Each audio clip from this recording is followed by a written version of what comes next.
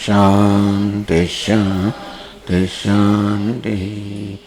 ओम पूर्णमदः पूर्णमिदं पूर्णात् पूर्णमुदच्यते पूर्णस्य पूर्णमादाय पूर्णमेवावशिष्यते।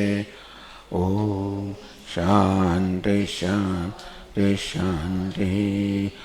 श्रुतिस्मृतिपुराणानाम् आलयं करुणालयं नमामि भगवत्पादं शङ्करं लोकशङ्करं शङ्करं शङ्कराचार्यं केशवं बादरायणं सूत्रभाष्यकृतौ वन्दे भगवन्तौ पुनः पुनः।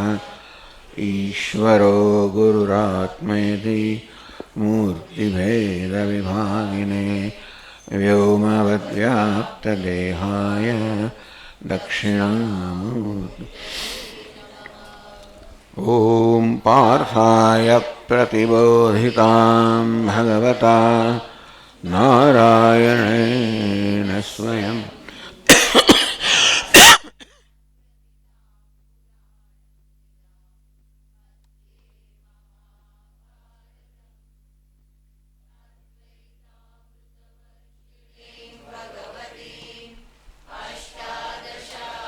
ध्यायिनीम् अम्ब त्वामनुसन्दधामि भगवद्गीते भवद्वेषिणीम्।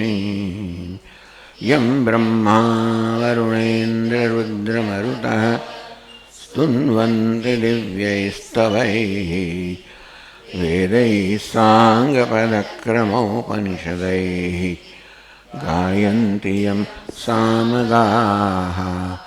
ध्यानस्थिततद्गतेन मनसा पश्यन्ति यं योगिनः यस्यान्तन्न विदुःसुरगणाः देवाय तस्मै नमः।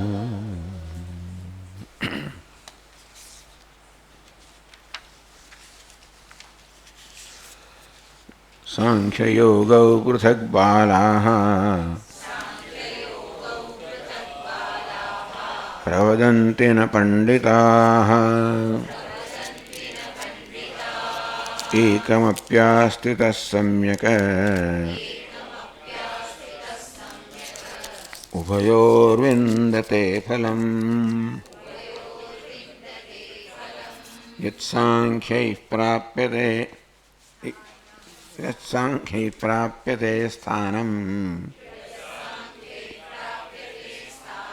तद्योगैरपि गम्यते। एकं सांख्यं च योगं च यः पश्यति स पश्यति।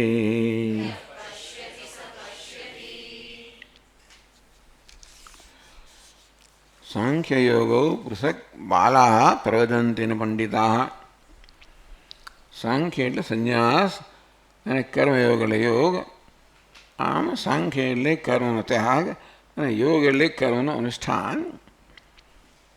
પૃથક આ બંને એકબીજાથી અત્યંત ભિન્ન છે એવું બાલા પ્રવલંતી. એવું બાળકો એટલે કે અપરિપક્વ વયના મનુષ્યો જે લોકોને શાસ્ત્રના તાત્પર્યનું યથાર્થ જ્ઞાન નથી એ લોકો માને છે. એટલે માત્ર બહારના રૂપથી માને છે કે સાંખ્ય એટલે કર્મનો ત્યાગ અને યોગ એટલે કર્મનું અનુષ્ઠાન. આમ બંને એકબીજા કરતાં વિરુદ્ધ જણાય છે. મારાનું ફળ પણ વિરુદ્ધ હોવું જોઈએ. અને તેથી પૃથક આ બંને એકબીજા કરતાં વિરુદ્ધ ફળ આપનારા છે, જુદું ફળ આપનારા છે એવું જે લોકો એમનું તાત્પર્ય નથી જાણ્યા. ન પંડિતા પછી તાત્પર્ય જાણનારા છે એવું નથી માનતા. કારણ કે સાંખ્ય એટલે સંન્યાસમાં ખુલ્લો સંન્યાસ છે અને યોગમાં આંતરિક સંન્યાસ છે. એટલે યોગ એ સંન્યાસ માટેની પૂર્વ ભૂમિકા છે અને સાંખ્ય એ એનું પરિણામ છે. એટલે એક છે સાધન, બીજું સાધ્ય. એ રીતે બંને જુદા તો ખરા છતાં અત્યંત જુદા નથી. સાધન અને સાધ્ય કારણ કે સાધન પણ સાધ્યના ગુણ ધરાવતો હોય તો એ સાધ્યને પ્રાપ્ત કરાવી શકે. સાધન અર્થાત કર્મયોગમાં સંન્યાસ કોઈ અંશ ન હોત તો કર્મયોગ સંન્યાસમાં ન પરિણામે. પણ કર્મયોગમાં સંન્યાસ અંશ છે, અર્થાત કર્મયોગમાં પણ સંન્યાસ રહે, એક પ્રકારનો સંન્યાસ રહેલો છે. એમાં કર્મના ફળનો સંન્યાસ છે, આસક્તિનો સંન્યાસ છે. એટલે કે કર્મ કરવું પણ પોતાના કોઈ વ્યક્તિગત લાભ કે પ્રયોજન વગર, એ પ્રકારના વ્યક્તિગત પ્રયોજનનો ત્યાં પણ ત્યાગ છે. કર્મયોગમાં પણ ત્યાગ છે અને સંન્યાસમાં ત્યાગ છે. એ દ્રષ્ટિએ ત્યાગની દ્રષ્ટિએ બંને એક પ્રકારના છે, એક જ નથી. એટલે બંને અત્યંત જુદા છે, કારણ કે એમનું રૂપ જુદું છે, માટે બંને અત્યંત જુદા એટલે ભિન્ન ફળ આપનારા છે. એવું તો જે લોકો રહસ્ય ન જાણનાર હોય એવા જ કહે છે. અને તેથી એકમપ્યાસ્થિત સમ્યક ઉભયોઃ વિંદતે ફલમ. એકમપી સમ્યક આસ્થિત, બેમાંથી એકમાં પણ જે સારી રીતે સ્થિત છે, બેમાંથી એકનું પણ જે સારી રીતે આચરણ કરે છે, એટલે કર્મયોગમાં યોગ બુદ્ધિથી ફળ બુદ્ધિનો ત્યાગ કરીને અને સંન્યાસમાં કર્મનો ત્યાગ, અર્થાત આ પ્રકારે જે યોગનું પણ સમ્યક સારી રીતે યથાર્થ આચરણ કરે છે, એનો ત્યાગ રહેલો જ છે. અને તેથી એ યોગ છે એ સંન્યાસ માટેની પૂર્વ તૈયારી છે. એવું ત્યારે મેં કહ્યું પ્રમાણે જ્યારે એમાં સંન્યાસના ગુણ રહેલા હોય, એટલે એકમપ્યા સ્થિત સમ્યક, એકમાં પણ સારી રીતે સ્થિત થયેલો, યોગમાં કે સંન્યાસમાં ઉભયોઃ વિંદતે ફલમ. એ બંનેનું જે ફળ છે, મોક્ષ છે, એ પ્રાપ્ત કરે. સંન્યાસ જ્ઞાન દ્વારા મોક્ષનું પ્રત્યક્ષ સાધન છે, અને યોગ સંન્યાસ દ્વારા જ્ઞાન દ્વારા પરોક્ષ સાધન છે. એટલે કે યોગ પહેલું પગથિયું છે, સંન્યાસ બીજું પગથિયું છે, અને જ્ઞાન ત્રીજું પગથિયું હોય તો એ જરૂર સંન્યાસ જ્ઞાનની નજીક છે, મોક્ષની નજીક છે. પણ યોગમાં પણ સંન્યાસ અંશ છે, માટે એ પણ સંન્યાસ બંધ કરીને જ્ઞાન દ્વારા મોક્ષ એ સમ્યક આસ્થિત. એકમપ્યાસ્થિત સમ્યક, માત્ર કર્મ કરવું જ એને યોગ નથી કહેતા. કે કર્મમાં સંન્યાસ રહેલો હોય, નિસ્વાર્થતા રહેલી હોય, સ્વાર્થનો ત્યાગ મુખ્યત્વે. કે ભાઈ કરવામાં જ્યારે સ્વાર્થનો ત્યાગ હોય ત્યારે એ યોગ બની જાય. કર્મ પણ જ્યારે કોઈ પ્રકારના વ્યક્તિગત પ્રયોજનની અપેક્ષા કરતા હોઈએ ત્યારે એક રીતે સંન્યાસ બની જાય, કારણ કે આ પ્રકારે કરનારને છેવટે સંન્યાસી બનાવશે.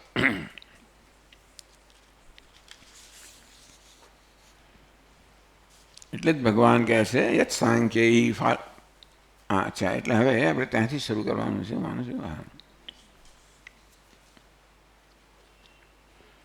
ફરી વાંચીએ આપણે આ વાક્ય 5મા શ્લોકના પ્રારંભમાં. એકસ્યાપી સમ્યક અનુષ્ઠાનાત કથમ ઉભયોઃ ફલમ વિંદતે ઇત્યુચ્યતે યત ઇતિ. એકસ્યાપી સમ્યક અનુષ્ઠાનાત, આ બેમાંથી કોઈ પણ એકનું જ સારી રીતે અનુષ્ઠાન કરવાથી કથમ ઉભયોઃ ફલમ વિંદતે, એવું કેમ બને કે આ યોગી છે એ બંનેનું ફળ પ્રાપ્ત કરે છે. કે કર્મનું અનુષ્ઠાન ને કર્મના ત્યાગ જો બંનેને સારી રીતે કરવામાં આવે તો બંનેનું ફળ મળે, એટલે કે જ્ઞાન. એ કેવી રીતે ઇતિ ઉચ્યતે, આવો પ્રશ્ન થાય આપણને આગળના શ્લોકના પરિણામે. તો એનો ઉત્તર ભગવાન આપે છે 6ઠ્ઠા શ્લોકમાં, કહે છે 5મા શ્લોકમાં. યત સાંખ્યૈઃ પ્રાપ્યતે સ્થાનમ તદ્યોગૈરપી ગમ્યતે એકમ સાંખ્યમ ચ યોગમ ચ યઃ પશ્યતિ સ પશ્યતિ.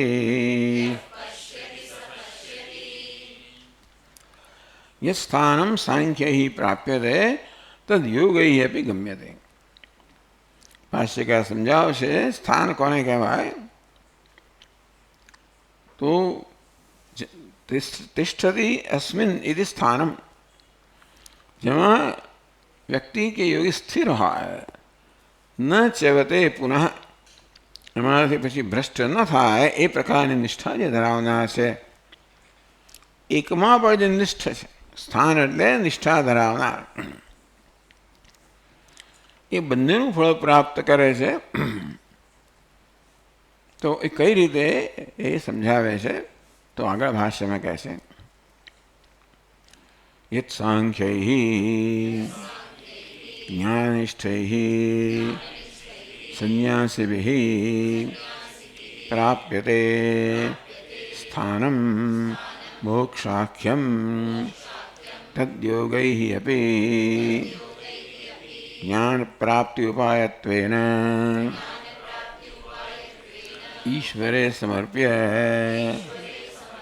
કર્માણિ આત્મનઃ ફલમ અનભિસંધાય અનુતિષ્ઠન્તિ યે તે યોગિનઃ તૈઃ અપી યત સ્થાનમ સાંખ્યૈ પ્રાપ્યતે. યત સાંખ્યૈ જ્ઞાનનિષ્ઠ, સાંખ્યનો અર્થ અહીંયા જ્ઞાન કે જ્ઞાનનિષ્ઠ સંન્યાસી, પણ જે જ્ઞાનનિષ્ઠ સંન્યાસીઓ વડે, જ્ઞાનનિષ્ઠ સાધકો વડે પ્રાપ્ત થાય છે.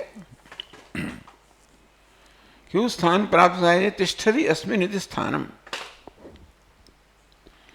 જ્યાં વ્યક્તિ નિષ્ઠ છે. એટલે કહે છે કે મોક્ષાખ્યમ, જે ટૂંકમાં સાંખ્ય સંન્યાસીઓ વડે એટલે કે જ્ઞાન પ્રાપ્તિ દ્વારા જે સ્થાન એટલે કે મોક્ષરૂપી સ્થાન પ્રાપ્ત કરે છે. તદ યોગૈ અપી, અહીંયા યોગ એટલે યોગિનઃ, તો યોગીભિઃ અપી એવો અર્થ થવો જોઈએ. જ્ઞાન પ્રાપ્તિ ઉપાયત્વેન ઈશ્વરે સમર્પ્ય કર્માણી, એને યોગી કર્મયોગી કહેવાય જે ઈશ્વરને કર્મ સમર્પિત કરે છે. શેના વડે? જ્ઞાન પ્રાપ્તિ ઉપાય રૂપે. એટલે કર્મયોગીનું પણ ધ્યેય તો મોક્ષ છે. જ્ઞાન પ્રાપ્તિ દ્વારા મોક્ષ એ કર્મયોગીનું પણ અંતિમ ધ્યેય છે. એટલા જ માટે એ કર્મ કરે છે પણ જ્ઞાન પ્રાપ્તિનો ઉપાય રૂપે કરે છે. એટલા જ માટે ઈશ્વરે સમર્પ્ય કર્માણી, માટે જેને બધા કર્મ ઈશ્વરને સમર્પિત કર્યા છે. આત્મને, ઈશ્વરને કર્મ સમર્પિત કરવા એટલે ઈશ્વરની સેવાના રૂપમાં કર્મ કરવા. અને એને પરમેશ્વર પ્રિયતામ, આ કર્મથી પરમાત્મા પ્રસન્ન થાવ. એટલે અહંકારને પ્રસન્ન કરવા માટે સ્વાર્થ પ્રેરિત કર્મ થાય. મુખ્યત્વે સ્વાર્થ પ્રેરિત કર્મ છે. અહંકારને ખુશ કરવા માટે કે તુષ્ટ કરવા માટે થતા હોય. પણ અહીંયા યોગી છે, સાધક છે, એ અહંકારને વધારવા નથી માંગતો, અહંકાર મુક્ત થવા માંગે છે. અને તેથી ઈશ્વરને જીવનમાં સ્થાન આપવું. તો કે છે આપણા સ્વામીજી કહે કે ભાઈ ઈશ્વરને તમે સ્થાન આપો.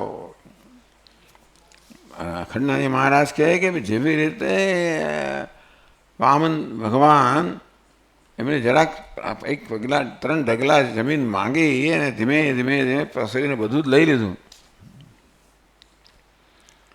તેમ ભગવાને જરાક પણ તક આપો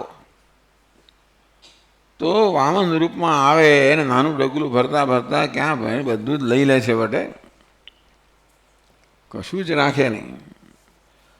એટલે બધું જ લઈ લે. એટલે કોઈ પ્રકારની અહંકાર તો ન રહે, મમકાર ન રહે, માલિકીની ભાવના ન રહે.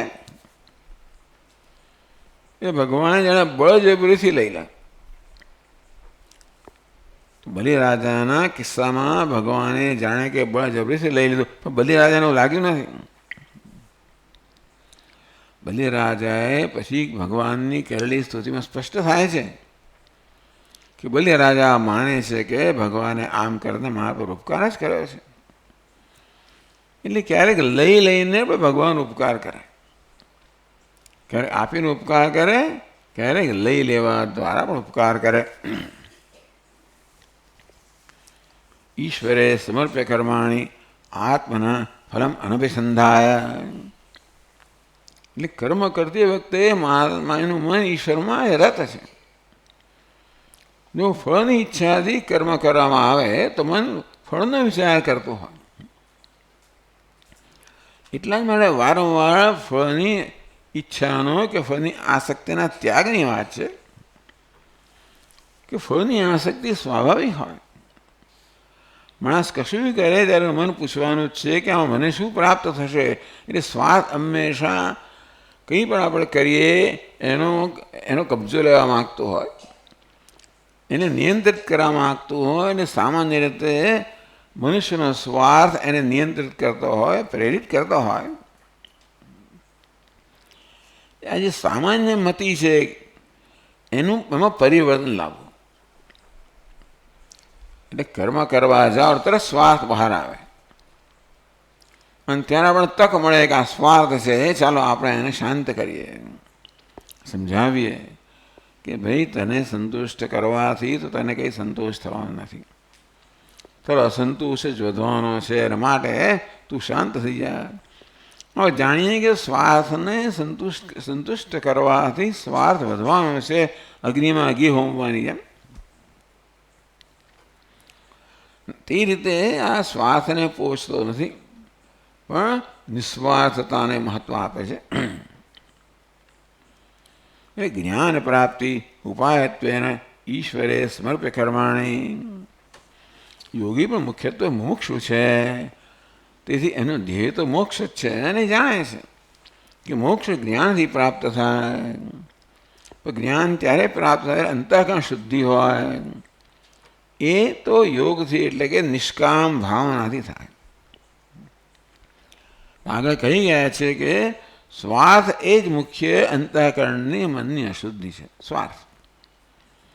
અને તેથી કર્મરૂપી જે તક મળી આપણને, કર્તવ્ય કર્મ કરવાની તક મળી, એ પ્રત્યેક તકનો ઉપયોગ આ સ્વાર્થમાંથી મુક્ત થવામાં કરીએ, નિષ્કામતાને પોષવામાં કરીએ તો ધીમે ધીમે આ સ્વાર્થની પકડમાંથી મુક્ત થતા જવાય.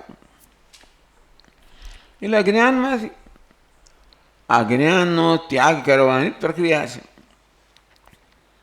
અજ્ઞાનનો ત્યાગ કરવાનો પહેલો તબક્કો છે સ્વાર્થનો ત્યાગ કરવો. બીજો તબક્કો છે આવરણનો વિક્ષેપ, એનો ત્યાગ. પહેલા વિક્ષેપનો ત્યાગ કરો, પછી આવરણનો ત્યાગ કરો. એટલે આ સ્વાર્થ કે અહંકાર છે એ અજ્ઞાનનું સ્થૂળ રૂપ છે, અને એને આપણે ઓળખી શકીએ. એટલે એના ત્યાગથી શરૂ કરીએ, ધીમે ધીમે છેવટે મનની શુદ્ધિ થાય ત્યારે આવરણનો પણ ત્યાગ થાય જ્ઞાન દ્વારા. એટલે વારંવાર ફલમ અનભિસંધાય અનુતિષ્ઠંતી. ફળની અભિસંધિ કર્યા વગર, એટલે એનું ચિત્ત ત્યારે ફળનું ધ્યાન નથી કરતું. સહી અભિસંધિ ચાલે, ભગવાનની અભિસંધિ ચાલે છે. મનમાં ધ્યાન કોનું ચાલે છે? જેને આ કર્મ સમર્પિત કરવાનું છે, કે કર્મ દ્વારા જેને પ્રસન્ન કરવાનો છે. અમે પણ સામાન્ય એવો જ છે કે આપણે જેને ખુશ કરવા કરતા હોઈએ, મન એનું જ ચિંતન કરતું હોય, કારણ કે એને શું ગમે શું ના ગમે એના પર આપણે ધ્યાન આપીએ. આપણા મહારાજ રસોઈ કરતા હોય અને બી સ્વામીજી ખુશ થાય, સ્વામીજી માટે રસોઈ કરું છું, તો રસોઈ કરતી વખતે સ્વામીનું ચિંતન ચાલે જ. અને તેથી એના હાથમાં મુઠ્ઠો ભરીને મરચાં આવે તો પછી પાછા જતા રહે. મીઠું આ બધું ધીમે ધીમે ઓછું થઈ જાય, કારણ કે સ્વામીજી કરતાં કરતાં એ આ બધો મસાલો વગેરે સ્વામીને ગમે પ્રકારનો થાય ને. તો એ રીતે રસોઈ કરતાં કરતાં સ્વામીજીનું ચિંતન ન કરતો હોય ને તો બીજું કંઈક થઈ જાય. ત્યારે ક્યારેક મરચું વધારે પડી જાય, મીઠું વગેરે એવું થઈ શકે, જો ધ્યાન બીજી જતું રહેતું હોતો હોય.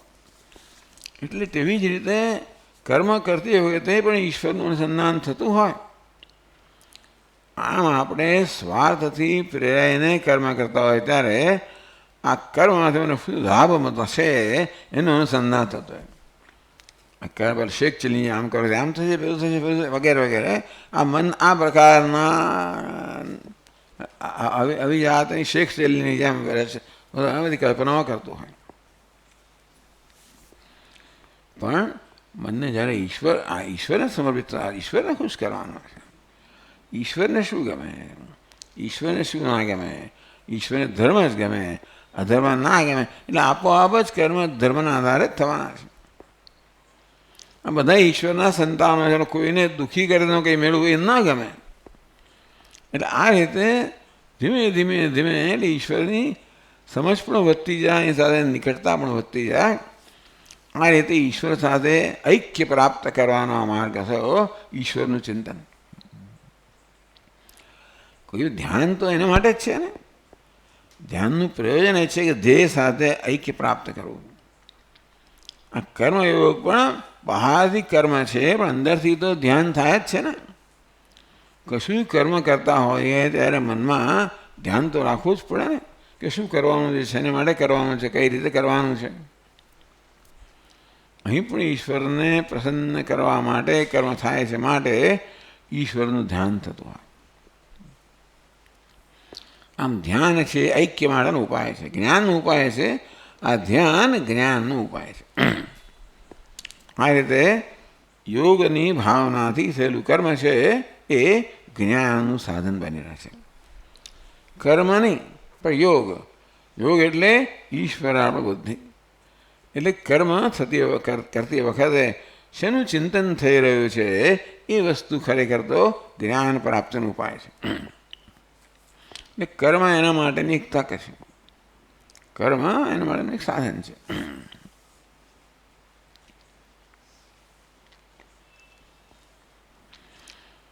તૈઃ અપી યોગિભિઃ અપી પરમાર્થ જ્ઞાન સંન્યાસ પ્રાપ્તિ દ્વારેણ ગમ્યતે ઇતિ. એટલે આવા ભલે અત્યારે યોગી છે એ ભવિષ્યમાં સંન્યાસી થવાનો છે. કારણ કે એના મનમાં સંન્યાસની ત્યાગની ભાવના છે. એના મનમાં સ્વાર્થના ત્યાગની ભાવના છે. આ કર્મફળનો ત્યાગ કરો એટલે સ્વાર્થનો ત્યાગ. કર્મફળનો ત્યાગ કેવી રીતે આપણે કરવાના છે, એટલે સ્વાર્થનો ત્યાગ. મને કોઈક રીતે ખુશ કરે, મને ફાયદાજનક થાય, મને લાભદાયી થાય, એ પ્રકારની ગણતરીનો ત્યાગ. મન તો એવું કરવાનું જ છે. મન તો એ પ્રકારની ગણતરી લઈને આવશે, અને ત્યારે આપણે તક મળશે કે મનમાં કયા કયા પ્રકારની આવી વૃત્તિઓ રહેલી છે અને આપણે ધીમે ધીમે છોડતા જઈએ. એ રીતે કર્મ આ પ્રકારની સ્વાર્થી વૃત્તિઓને છોડવાનું સાધન બને, અને એમ સંન્યાસનું સાધન.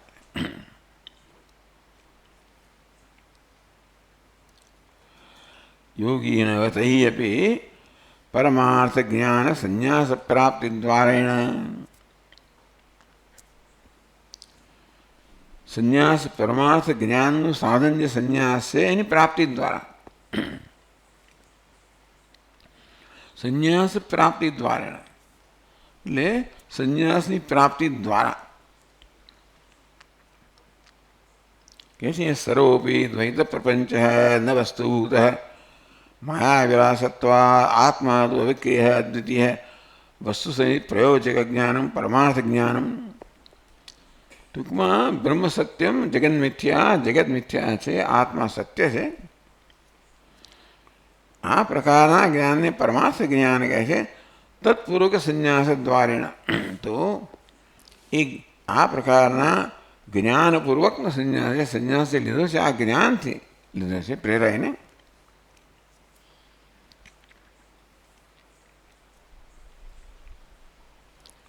એ જિજ્ઞાસ સર્વાણી કર્માણી ભગવત પ્રીત્યર્થેન તેષાં ફલાભિલાષમ અકૃત્વા. એ જિજ્ઞાસ જે જિજ્ઞાસુઓ સર્વાણી કર્માણી સર્વકર્મ ભગવત પ્રીત્યર્થત્વેન ભગવાનને પ્રસન્ન કરવાની ઈચ્છાથી, પ્રયોજનથી, તેષાં ફલાવિલાસમ અકૃત્વા એ ભગવાનને ખુશ કરવો હોય તો કર્મફળ ભગવાને જ આપવું પડે ને. આપણે કોઈને ખુશ કરતા હોય કરવા કંઈક કરીએ કોઈને ખુશ કરવા એટલા માટે કર્મથી એ પ્રસન્ન થાય. એટલે કર્મ દ્વારા જે કંઈ સિદ્ધ થશે એની પ્રસન્ન થાય. તેમાં કર્મ દ્વારા સિદ્ધ થશે ભગવાન પ્રસન્ન થાય.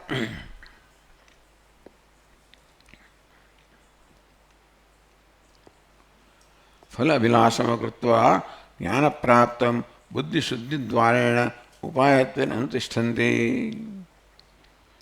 કર્મ કરતી વખતે આ પ્રકારની સમજ છે કે કર્મ તો બુદ્ધિશુદ્ધિ અર્થાત મારા અંતઃકરણની શુદ્ધિ માટે થઈ રહ્યું છે. મારા મનમાં એ વિદ્યમાન રાગદ્વેષ છે એમાંથી મુક્ત થવા થઈ રહ્યું છે. આ કર્મ રાગદ્વેષથી પ્રેરાય નહીં પરંતુ રાગદ્વેષથી મુક્ત થવા માટે થઈ રહ્યું છે. આ પ્રકારની સમજ છે કર્મયોગીમાં. એટલા જ માટે કર્મ કરતી વખતે જ્યારે પણ રાગદ્વેષ પોતાનું માથું ઉચકે તો ઉંચકવાના જ છે. અંદર જે રાગદ્વેષ રહેલા છે એ બહાર ક્યારે આવે? આપણે કંઈક કરવાનો પ્રારંભ કરીએ ત્યારે. નહીતર બહુ સરસ દેખાય. જેમ વિનોદ ભાવે કહે કે ભાઈ કાદવવાળો ખાડો હોય પાણી ભરેલો બહુ ચોખ્ખો લાગે. એ કાંકરો નાખો ત્યારે બધો કાદવ બહાર આવે. આ મન શાંત લાગે. ભાઈ કર્મ કરવાનો આ કાંકરો નાખો ત્યારે અંદર બધો સ્વાર્થ બહાર આવે.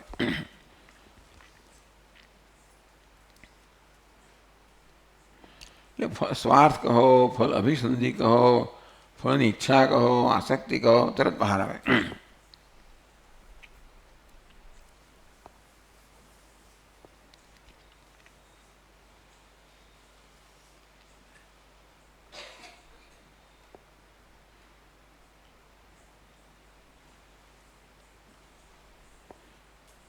તૈહિ અપી અહીંયા સમજાવે છે આનંદગીરી. સર્વોપી દ્વૈત પ્રપંચો ન વસ્તુભૂત માયા વિલાસત્વાत्. આ પરમાર્થ જ્ઞાન કે સર્વ પ્રપંચ તો ન વસ્તુભૂત આ સત્ય નથી, આ પારમાર્થિક નથી. એનો તે સત્ય નથી એનો એ થયો કે જેવો દેખાય છે તેવું નથી.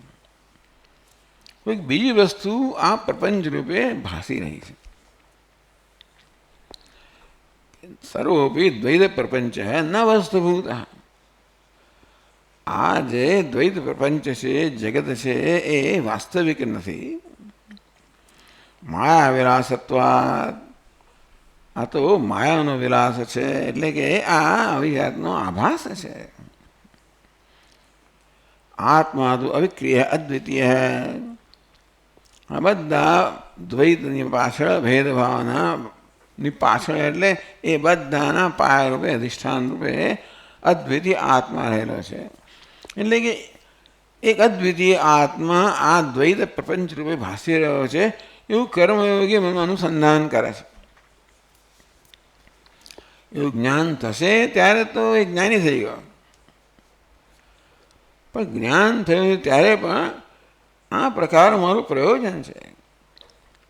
આ કર્મ જ્ઞાન માટે કરવામાં આવે છે. એટલે કે જ્ઞાન કોને કહેવાય? આ દ્વૈત પ્રપંચ છે, આ બધો નામ રૂપાત્મક પ્રપંચ છે. એ માત્ર જેવો દેખાય છે તેવો જ નહીં કે હા સપાટી પર તો આ છે જ, પરંતુ કંઈક બીજી વસ્તુ આ પ્રપંચ રૂપે ભાસી રહી છે. અનેક બધા અલંકારો હોય તો બીજી કોઈ વસ્તુ છે સુવર્ણ છે આ બધા નામ રૂપમાં ભાસી રહ્યું છે. આ બધા નામ રૂપ જે છે એકબીજા કરતાં ભિન્ન જ્યાં વૈવિધ્ય છે વગેરે, એમાં કોઈક બીજી વસ્તુ એક વસ્તુ આ બધી અનેક રૂપે ભાસી રહી છે. એટલા માટે ન સત્યનો થઈ શકે આટલું જ માત્ર નથી. અલંકારો માત્ર નામ રૂપ જ નથી, પરંતુ ખરેખર તો એ સુવર્ણ છે. તેમાં જગત પણ નામરૂપ માત્ર નથી, પરંતુ કોઈક બીજી વસ્તુ આમ આપણે ભાષે છે પણ નોંધ નથી લેવાતી. જેમ તમે કહો કે ભાઈ સ્વામી આખો દિવસ આ બંગડીનું બુટ્ટીનું દૃષ્ટાંત આપો છો, એમાં તો સીધું છે કે ભાઈ આ સુવર્ણ છે એ જ આ બંગડી છે દેખાય છે. એ જ દૃષ્ટાંત આપીને આ બધું બ્રહ્મ છે દેખાય, બ્રહ્મ કાં દેખાય છે? કેમ બધું બ્રહ્મ જ આ જગત રૂપે ભાસી રહ્યું છે, દ્વૈત પ્રપંચ ભાસી રહ્યું છે, આ દૃષ્ટાંત તમે આ કામ કરે છે એમ કેમ છટકી જાય એવું કહેવાય. આ પ્રકારના સરળ દૃષ્ટાંતો આપીને આ વેદાંતી લોકો છટકી જાય છે. ખરેખર દૃષ્ટાંત ખરેખર વસ્તુ આવી નથી ને કે આ પ્રકારે જ સુવર્ણ જ ભાસી રહ્યું હોય, તો કે છે એને જુદી રીતે છે. હવે નામરૂપ છે વાસ્તવમાં અસ્થિ ભાતિ પ્રિય છે. એક ભેદ અહીંયા એવો છે કે હા ભાઈ આ સુવર્ણ છે ત્યાં છે જ્યાં આગળ બંગડી છે, અસ્થિ ભાતિ પ્રિય ત્યાં નથી જ્યાં નામરૂપ છે. અસ્થિ ભાતિ પ્રિય તો મારું જ સ્વરૂપ છે અને હું આ નામ રૂપાત્મક જગત ભાસી રહ્યો છું એવું વેદાંત સમજાવે છે. આ પ્રકારનું અનુસંધાન સર્વોપી દ્વૈત પ્રપંચ ન વસ્તુભૂત, આ નામ રૂપાત્મક દ્વૈત પ્રપંચ માત્ર તેટલો જ નથી. આત્મા તો અવિક્રિય અદ્વિતીય વસ્તુ સનિધિ અસ્થિ ભાતિ પ્રિય એક એક અદ્વિતીય છે. એ દરેક નામ રૂપમાં એક જ અસ્થિ ભાતિ પ્રિય ભાસી રહ્યું છે. એટલે નામ રૂપ ખરેખર અસ્થિ ભાતિ પ્રિયો કોઈ વિભાગ નથી કરતા. આ નામ રૂપ સુવર્ણ વિભાગ ન કરે તમે અસ્થિ ભાતિ પ્રિયમાં વિભાગ થતા કે એ અસ્થિ મારું જ સ્વરૂપ છે. એની પ્રયોજક જ્ઞાનમ પરમાર્થ જ્ઞાનમ, તો આ પ્રકારે યોગ્ય તૈ અપી પરમાર્થ જ્ઞાન સંન્યાસ પ્રાપ્તિ દ્વારેણ તત્પૂર્વક સંન્યાસ, એટલે પરમાર્થ જ્ઞાન પૂર્વક સંન્યાસ પ્રાપ્તિ, એટલે જે ભાષ્યકારે લખ્યું છે જે પરમાર્થ જ્ઞાન સંન્યાસ એટલે શું, એટલે આપણે ભાઈ એને મધ્યમ લોપી સમાજ સમજવાનો. પરમાર્થ જ્ઞાન પૂર્વક સંન્યાસ, આ કેવો સંન્યાસ છે જે એની પહેલાં પરમાર્થ જ્ઞાન છે, પરમાર્થ જ્ઞાન પછી આ સંન્યાસ છે. પરમાર્થ જ્ઞાનના રૂપે આ સંન્યાસ છે, પરિણામે આ સંન્યાસ છે. એટલે આ સંન્યાસ કોઈ ક્રિયા નથી, આ સંન્યાસ તો એનું સ્વરૂપ છે. એટલે કે આ સંન્યાસ માટે એણે કશું કોઈ વિધિ કરવો પડતો નથી. એને કર્યો હોય તો વાંધો નથી, પણ આ વૈધ સંન્યાસ નથી. આ કેવો છે જ્ઞાન લક્ષણ સંન્યાસ છે. એટલે પરમાર્થ જ્ઞાન સંન્યાસ પ્રાપ્તિ દ્વારેણ, એટલે કે પરમાર્થ જ્ઞાન પૂર્વક સંન્યાસ પ્રાપ્તિ દ્વારેણ. આ સંન્યાસી પહેલાં શું છે? પરમાર્થ જ્ઞાન છે. એક બીજો સંન્યાસ છે જેને વિવિધિશા સંન્યાસ કહેવામાં આવે છે. ભગવાનની સ્પષ્ટ વાત નથી કરતા, પણ આપણે આ 5મા અધ્યાયમાં એ પ્રકારનો સંન્યાસ પણ સમજી શકીએ. આગળ આવશે. વિવિધિશા અર્થાત વેદનો ઈચ્છા, ટૂંકમાં જ્ઞાન પ્રાપ્તિની ઈચ્છાથી લીધેલો સંન્યાસ, અપાયેલો સંન્યાસ. તો વિવિધિશા સંન્યાસ એટલે મોટાભાગના આપણા સંન્યાસ વિવિધિશા સંન્યાસી છે. એટલે આપણા પૂજ્ય સ્વામી કહે સંન્યાસી એ પણ સંન્યાસી બનવાનું છે. વિવિધિશા સંન્યાસી અર્થાત જ્ઞાન પ્રાપ્તિની ઈચ્છાથી લીધેલો સંન્યાસ છે. વડે જ્ઞાન પ્રાપ્તિમાં પરિણમે કે પરિણમવો જોઈએ. એટલે પરમાર્થ જ્ઞાન પૂર્વક સંન્યાસ પ્રાપ્તિ દ્વારેણ, આ યોગ છે એટલે પરમાર્થ જ્ઞાનમાં પરિણમે એ પરમાર્થ જ્ઞાન રૂપી સંન્યાસ. ગમ્ય તે એ જ મોક્ષ છે. એટલે જે સંન્યાસ વડે પ્રાપ્ત થાય છે એ યોગીઓ સંન્યાસ દ્વારા પ્રાપ્ત થાય. એટલે કહેવાનો ભાવાર્થ છે યોગ સાધન છે, સંન્યાસ સાધ્ય છે, સંન્યાસ સાધન છે અને જ્ઞાન સાધ્ય છે, જ્ઞાન સાધન છે, મોક્ષ સાધ્ય છે. કર્મયોગ, સંન્યાસ, આત્મજ્ઞાન અને મોક્ષ. સંન્યાસ એ આપણે સ્વીકારેલું એક આ પગથિયું છે. એટલે કે વિવિધિશા સંન્યાસ જેની ભગવાન વાત નથી કરતા, પણ વિવિધિશા સંન્યાસ સ્વીકારીએ છીએ કારણ કે એ આપણને આ શ્રવણ મનન વગેરેની તક આપે છે. કારણ કે એ બધું કરવા માટે મનમાં નિવૃત્તિ જોઈએ, નિરાંત જોઈએ. મુખ્યત્વે તો કર્તવ્ય નિમિત્ત મુક્તિ જોઈએ. જ્યાં સુધી આપણે ઘરમાં રહેતા હોઈએ, સમાજમાં રહેતા, કોઈ વ્યવસ્થામાં રહેતા હોઈએ, કોઈ સમાજ એક વ્યવસ્થા છે, પરિવારમાં વ્યવસ્થા છે, કોઈ પણ એક વ્યવસ્થા છે, કોઈ વ્યવસ્થામાં હોઈએ, વ્યવસ્થાનો લાભ મળતો હોય,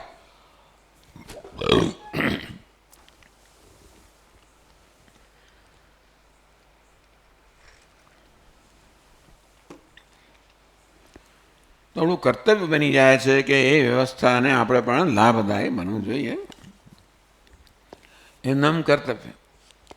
એટલે કર્મ એટલે કર્તવ્ય કર્મ, જે આ પ્રકારની ભાવનામાંથી જન્મતો હોય છે.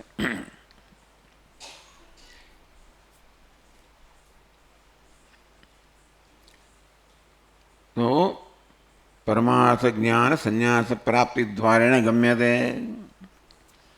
એટલે યોગીઓને પણ આ સંન્યાસ દ્વારા એ જ જ્ઞાન પ્રાપ્ત થાય છે, એ સંન્યાસીઓને પ્રાપ્ત થાય છે. એ અભિપ્રાય. એટલે એક સાધન છે, બીજું સાધ્ય છે. અતઃ એકમ સાંખ્યમ યોગમ ચ યઃ પશ્યતિ ફલૈકત્વાદ સહ સમ્યક પશ્યતિ ઇત્યર્થઃ. અતઃ તે કારણથી એકમ સાંખ્યમ ચ યોગમ ચ, એ સાંખ્ય અને યોગ એક જ છે. કઈ રીતે? ફલ એકત્વાત, બંનેનું ફળ એક છે. જ્ઞાનરૂપી ફળ એક હોવાને કારણે સંન્યાસ અને યોગને એક કહેવામાં આવ્યા. કે યોગ સંન્યાસ દ્વારા જ્ઞાન આપે છે અને સંન્યાસ પ્રત્યક્ષ, સંન્યાસ જ્ઞાનનું પ્રત્યક્ષ સાધન છે, યોગ જ્ઞાનનું પરોક્ષ સાધન છે. એ સંન્યાસ દ્વારા જ્ઞાન આપે છે. જો એ યોગ યથાર્થ હોય, એ યોગની અંદર પણ સતત ત્યાગની ભાવના હોય, યોગમાં સતત સ્વાર્થની, અહંકારની, ત્યાગની ભાવના હોય. અહંકાર સ્વાર્થ, જો એ ત્યાગની ભાવના હોય તો એ યોગ પણ છેવટે એ જ જ્ઞાનમાં અને મોક્ષમાં પરિણમે. ટૂંકમાં ભગવાન ત્યાગે નહીં કે અમૃતત્વમાં અનુસું. ઉપનિષદ કહે છે કે કેટલાક મહાપુરુષે ત્યાગ દ્વારા અમૃતત્વની પ્રાપ્તિ કરી, મોક્ષની પ્રાપ્તિ કરી. આ ત્યાગની વિવિધ અવસ્થાઓ થઈ. કર્મયોગ ત્યાગની એક અવસ્થા થઈ, કર્મ સંન્યાસ બીજી અવસ્થા થઈ, જ્ઞાન ત્રીજી અવસ્થા થઈ, જ્ઞાન નિષ્ઠા ચાલો અંતિમ અવસ્થા થઈ.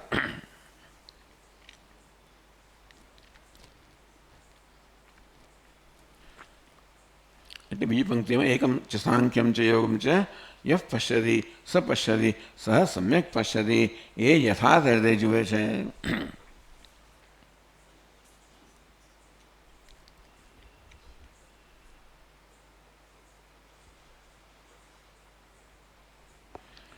यदि यथोक्त ज्ञानपूर्वक संन्यास द्वारा कर्मिणामपि श्रेयो अवाप्ति इष्टा तर्हि संन्यासस्यैव श्रेयस्त्वं प्राप्तम्.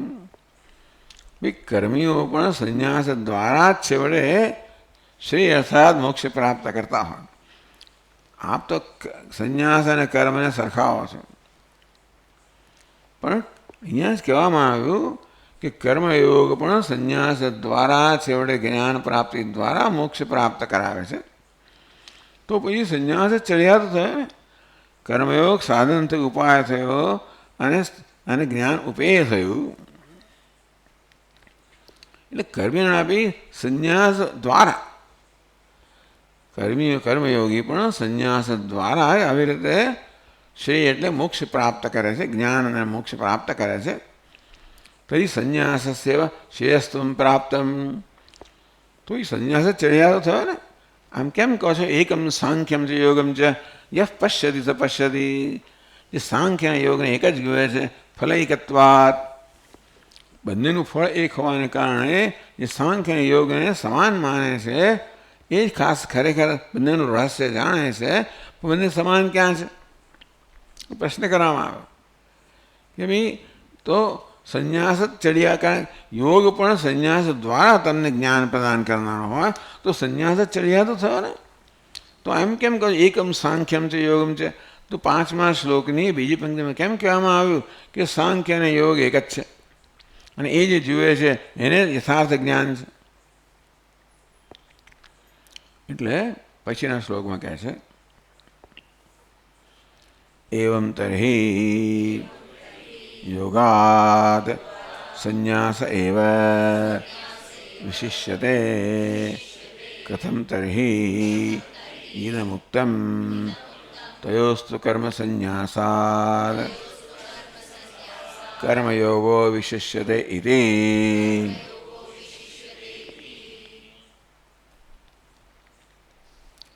એવમ તર્હિ, હવે કહ્યું તે પ્રમાણે કર્મયોગ પણ સંન્યાસ દ્વારા જ્ઞાન દ્વારા જ મોક્ષનું સાધન બને છે. તો પછી યોગાત સંન્યાસ, તો ભાઈ યોગ પહેલું પગથિયું છે, સંન્યાસ બીજું પગથિયું છે, યોગ સાધન છે, સંન્યાસ સાધ્ય છે. તો સંન્યાસ જ ચડ્યા તો થયો ને, સાધન કરતા સાધ્ય ચડ્યા તો હોય.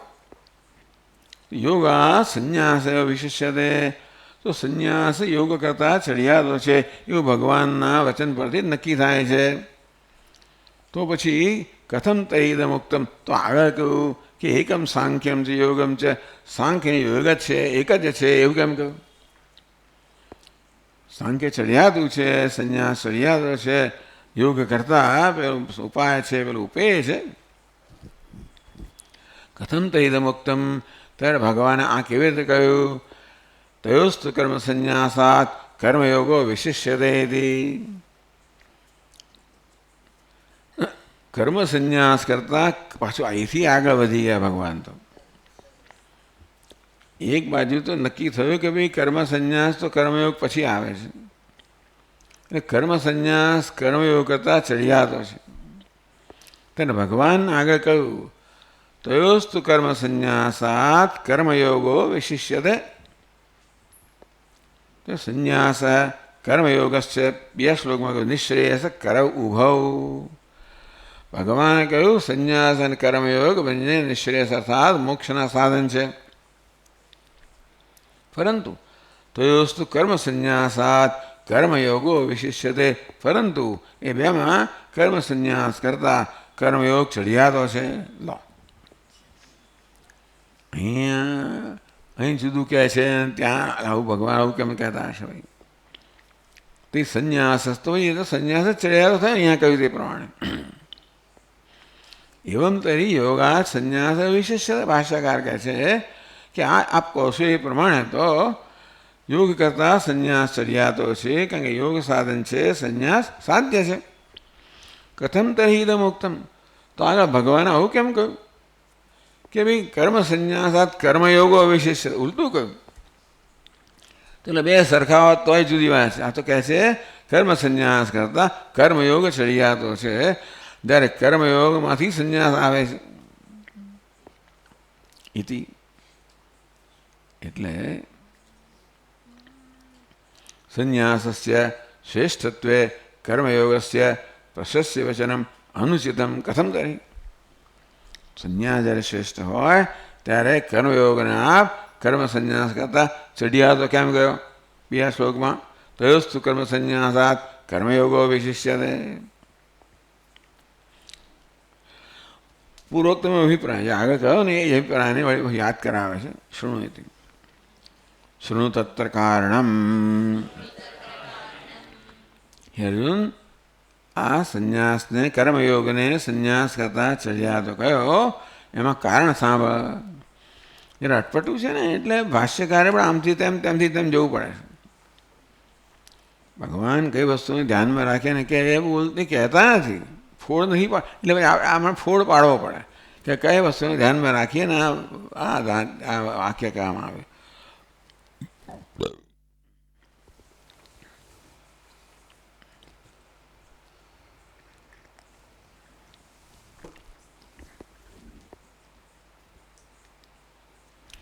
ત્વયા પૃષ્ટમ કેવલમ કર્મ સંન્યાસમ કર્મયોગમ ચ अभिप्रेत्य तयोः अन्यतरः कश्रेयान् इति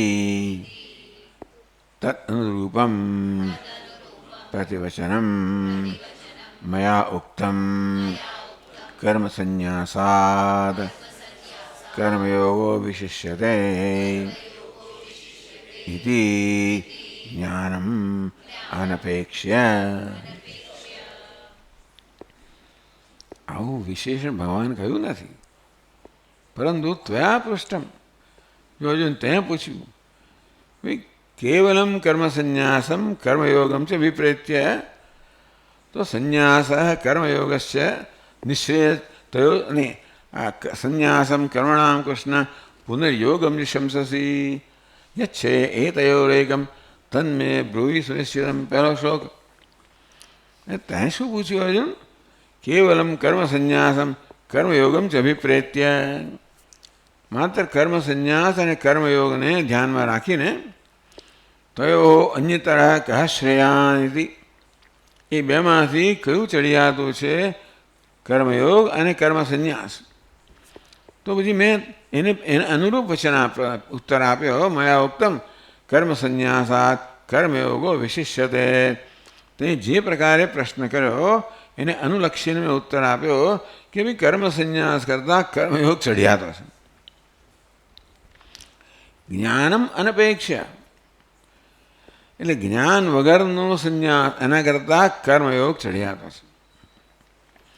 એવું છે ને કે કર્મ સંન્યાસ તો લઈ લે, પણ જ્ઞાન ન થયું હોય અને કર્મ સંન્યાસ લેવામાં આવ્યો હોય તો એ શક્ય છે કે ઉભય ભ્રષ્ટ થઈ જાય. કારણ કે સંન્યાસ લીધો હોવાને કારણે બધા કર્તવ્ય કર્મનો ત્યાગ કર્યો, એટલે કર્મ જે અંતઃકરણ શુદ્ધિનું સાધન હતું એ એમની પાસે રહ્યું નહીં. અને સંન્યાસને પચાવી શકવા જેટલી શુદ્ધિ હજી પ્રાપ્ત થઈ નથી કે પરિપક્વતા પ્રાપ્ત થઈ નથી. એટલે ભગવાન 6થા શ્લોકમાં કહેશે. એટલે ભલે અર્જુન એમ જ પૂછતો છે કે કર્મયોગ ને કર્મ સંન્યાસ કરતાં કયું ચડિયાતું, આ ભાઈ તું બંનેનો ભેદ જાણીને પૂછતો તો બરાબર છે, પણ બંને એક જ કક્ષામાં મૂકીને પૂછે. એટલે મેં કહ્યું કે ભાઈ જે રીતે ત્યાં પૂછ્યું કે કર્મયોગ અને કર્મ સંન્યાસ કયું ચડિયાતું છે, મેં કહ્યું કર્મયોગ ચડિયાતો છે. કેમ? કારણ કે જ્ઞાન વગર કર્મ સંન્યાસ લેવામાં આવ્યો હોય તો બિચારો ઉભય ભ્રષ્ટ થઈ ગયો, કર્મ છોડી દીધું ને. એટલે યોગ એટલે કે અંતઃકરણ શુદ્ધિની કોઈ સંભાવના ન રહી, અને અંતઃકરણ શુદ્ધિ નથી માટે સંન્યાસો લાભ પણ ના મળે. જે એ સંન્યાસ જ્ઞાનનું સાધન ના બને. જે આ પ્રકારે જ્ઞાન વગર કે વિવેક જ્ઞાન વગર સંન્યાસ લેવામાં આવ્યો હોય એ સંન્યાસ જ્ઞાનનું સાધન ન બને. કારણ કે હજી પેલી વાસનાઓ રહી ગઈ હોય, ભોગ વાસનાઓ રહી ગઈ હોય, પોતે જ ભગવાન સમજાવશે.